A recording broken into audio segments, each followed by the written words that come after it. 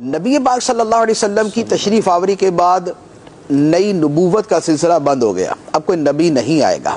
اب جو لوگوں تک دین پہنچے گا، اسلام پہنچے گا، ایمان پہنچے گا، قرآن پہنچے گا، حدیث پہنچے گی، اللہ کا پیغام پہنچے گا، اب یہ امت کے علماء اور قرآن کا علم رکھنے والوں کے ذریعے پہنچے گا.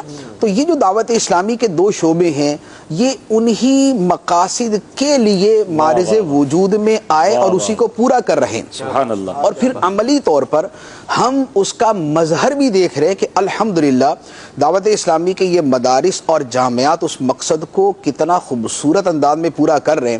آپ اس کا اندازہ یوں لگا لیں کہ دعوت اسلامی کا ایک شعبہ المدینۃ العلمیہ ہے، تقریباً 500 سے زیادہ کتابیں جو وہ چھاپ چکا ہے، لکھ چکا ہے اور وہ چھپ چکی ہیں.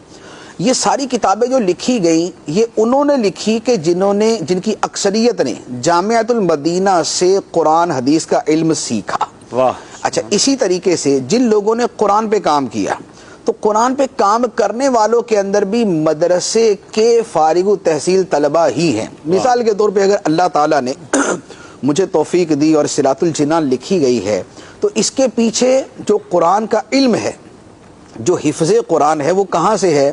وہ دعوت اسلامی کے مدرسۃ المدینہ سے.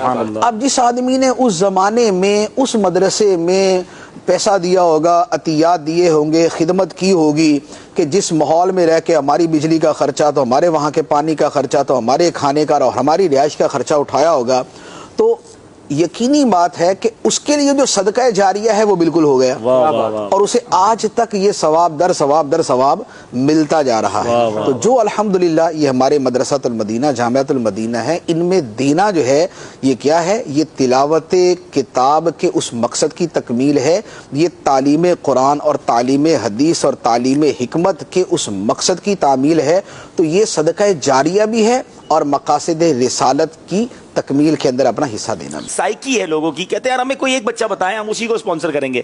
اچھا، وہ بچہ ہو سکتا ہے نہ پڑھ سکے، راستے میں چھوڑ کے بہت سارے نہیں پڑھ پاتے، حافظ نہیں بن پاتے، درس نظام نہیں کر پاتے، لیکن وہ کہتے ہیں ہمارا کوئی ایک اسپانسر ہم کرنا چاہتے ہیں. تو وہ زیادہ افضل ہے یا ہمارا حصہ سب میں مل جائے وہ زیادہ افضل ہے؟ دیکھیں، ایک کمرہ ملے اور اس کی بنسبت اس کی بجائے آپ کو پورا ایک محلے مل جائے، تو آپ کیوں اصرار کریں کہ مجھے کمرہ ہی دیں، آپ مجھے ایک ہی کمرہ چاہیے، میرا ہونا چاہیے، آپ کو پورا ہی محل مل رہا ہے، محل میں ایکسس مل رہا ہے. اب یہ 2.5 لاکھ جو بچے پڑھ رہے ہیں یہ سب کا ہی ثواب ملے گا. اللہ تعالیٰ کی رحمت جو ہے وسعت رحمتی کل شیء. اللہ تعالیٰ فرماتا ہے میری رحمت ہر شے سے وسیع ہے.